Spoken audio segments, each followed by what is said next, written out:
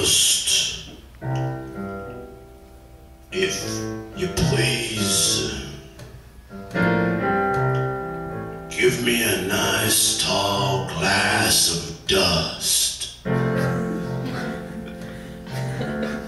It's been a long time down the river, and I'd rather have dust than more to drink.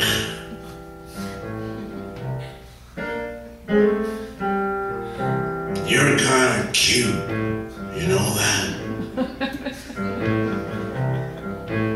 You got those sky eyes. You got those twig fingers. You got purple painted nails. You got hair on end. You got a smile. You got teeth.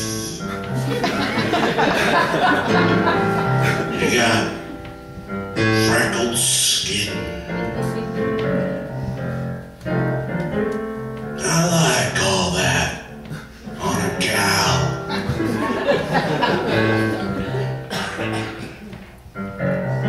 I see there by the tag on your apron that your name's Monica. A pretty name. My name ain't pretty, but it does also start with an M. Mo.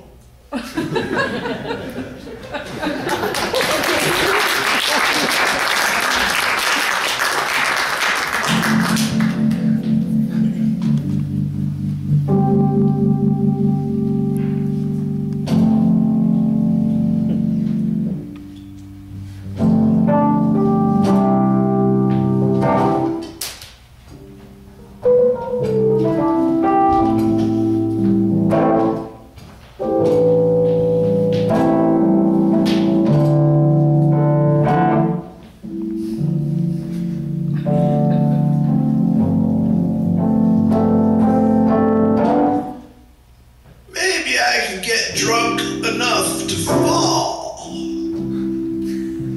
The tightrope violinist thought, cracking the cap on a bottle of wine and crushing the cap immediately thereafter.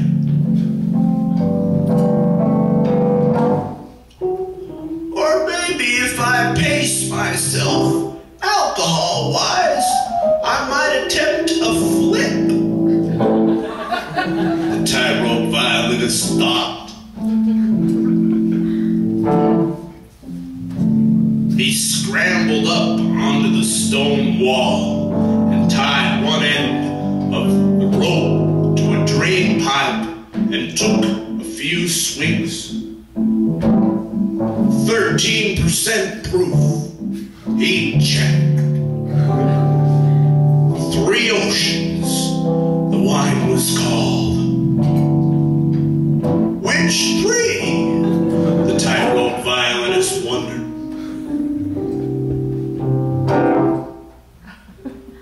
A monk wandered by with a cowl concealing his face. Was that a monk?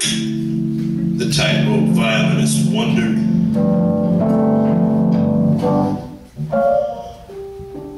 A neo-Nazi walked by, wearing an old-fashioned Nazi uniform. How annoying to be a neo-Nazi, stuck in the same old uniform, thought the tightrope violinist.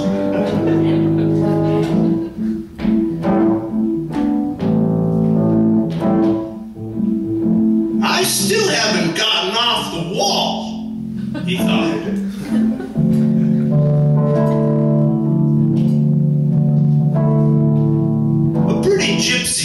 along, bearing a bag of handkerchiefs that looked maybe too small to be handkerchiefs, so maybe they were just useless coasters. But anyway, the pretty gypsy wanted to leave the bag of handkerchiefs beside the tightrope violinist's money bucket for 10 minutes at the most. "Okay," he said. Then, when the pretty gypsy had scurried away, the tightrope violinist thought, "I'll get down off the wall and climb that pole when she comes back." Half an hour later,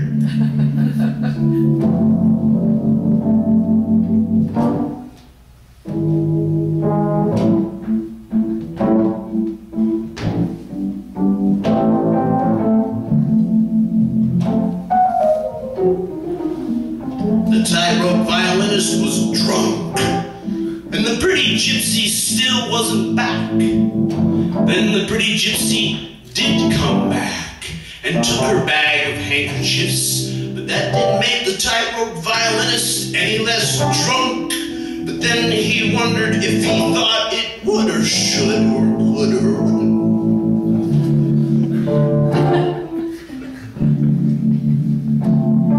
Then all of a sudden, the tightrope violinist was clambering down off the wall, sprinting across the street, shimmying up the pole, tying the other end of the rope, and then shimmying back down again.